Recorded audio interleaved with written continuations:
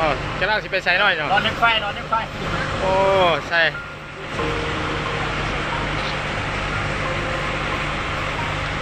ไปจะได้รอรถไฟเนี่ยฮะ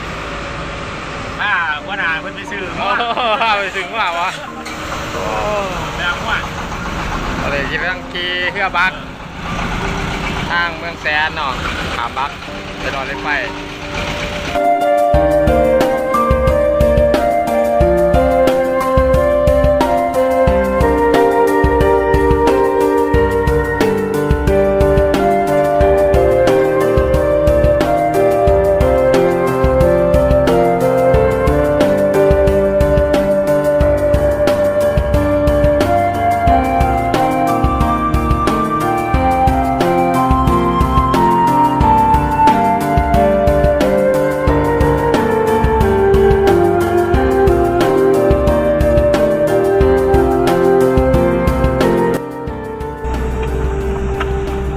รอรถไฟแล้วบัดนี้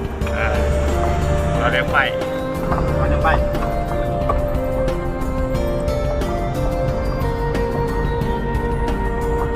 ทางขึ้นเรื่องที่เพื่อนบ้านเนาะโอ้อยู่ตั้งหัวเปิดคนผมเป็นเนี่ยครับมาตลุมลงมามียังมาฝากมาตอดครับมาถอนอีกวันนี้มาถอนหยอกรอรถไฟเฮาไปเนาะจะบ่ไปบ่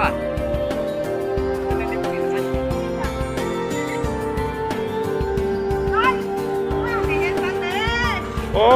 ยหลายมีแต่ละให้กินให้กันให้ได้กินอีกเว้ยว่าจังหวะใครดิ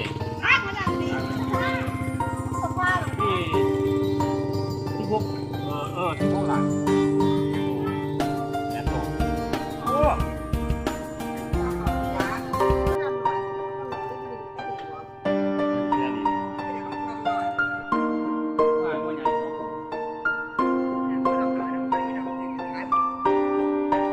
รู้สึกงัวรอให้ไฟเถอะแล้วอย่างไรงัวมาเอาอยู่รอให้ไฟอยู่เด้อ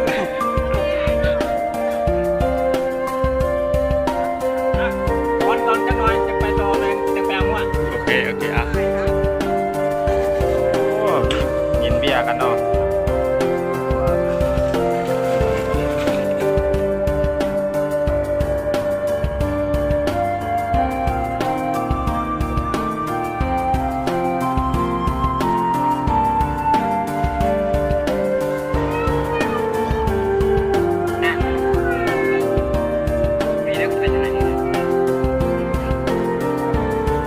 ตั้งไปแล้วจองอยู่จองกัน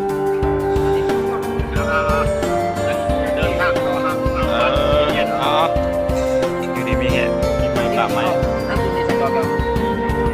มีไหมตรงทางเจ้า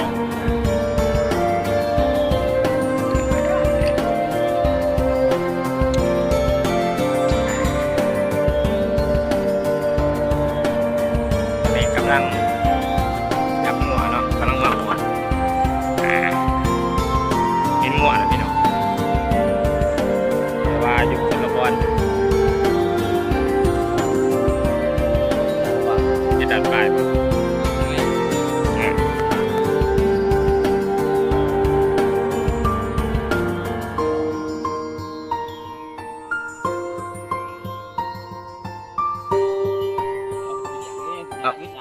ขึ้นยาอะไรบ่โอ้ไปกินอยู่ฟังคนบ่รวมแล้วจักโตนี่แปดโตเนาะเอาขึ้นละสี่เนาะยังอีกสี่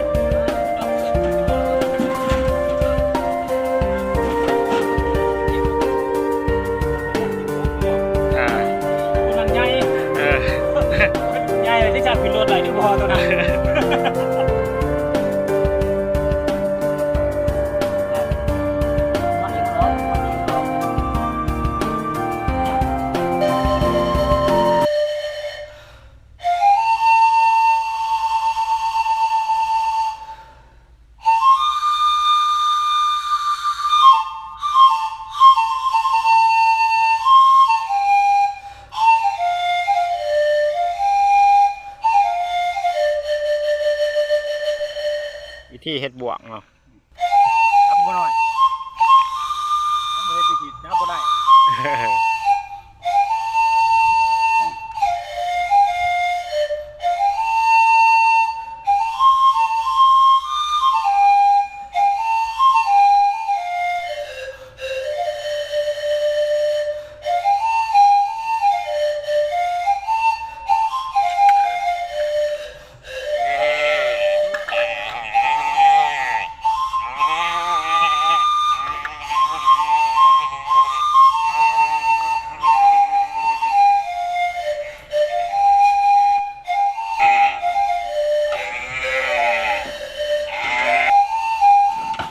ย่างน้ำเพิ่นตัวใหญ่ๆนี่แหละ หาตัวใหญ่เนาะ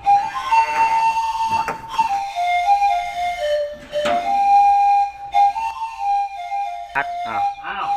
เดี๋ยวจ่ายเงินงวดมาได้ป่ะ มาซื้องวดตอนนี้ไฟ โอ้จำนวน เจ้าเนี่ยเจ้าของคนยังงานเงินอยู่ โอ้แม่นบ่นักลาดได้ไหนเนาะหาบ่2ตัวบ่ น้องโต โอ้เพิ่นกำลังนับเงินให้เนาะ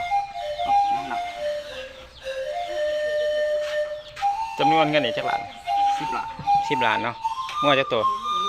6 ตัว 6ตัว รู้ว่าได้โตแต่จะมาขอกินน้ำกินอะไรอีกแน่เจ๊เด็กแค่น้อยหัน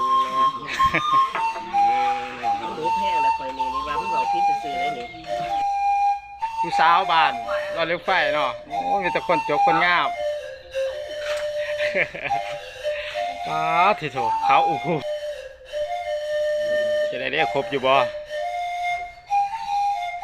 แล้วท่านจักนั่นท่านแดง พระเจ้าจักก่อนดิ จะไปกี่ข้าอยู่ค้าแม่พกเลืออยู่ บ้านร ก่อ ถ น เล็กไฟ ไม่รู้ว่าเมื่อไหร่ เพิ่งทำบ้านคนกำลังสร้างหัวโปใหม่ ค้าแม่มันจะสวยไปแปลง แพงว่าหน่อย มันออกมาค้าแม่มันเชียวอยู่เป็นออกจากค้าแม่มันยอดค้าแม่มันเกินเขาจะได้ที่ดอกมาให้บ่ โอ้เรางัดตะก้อเลย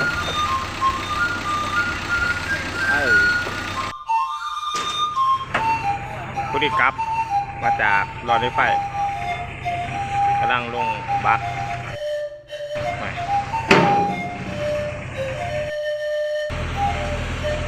ธรรมศาสตร์รถไฟครับดอนโป่ง ลืมติดตาม Facebook หรือว่า YouTube เด้อขอบใจหลายๆ พี่น้อง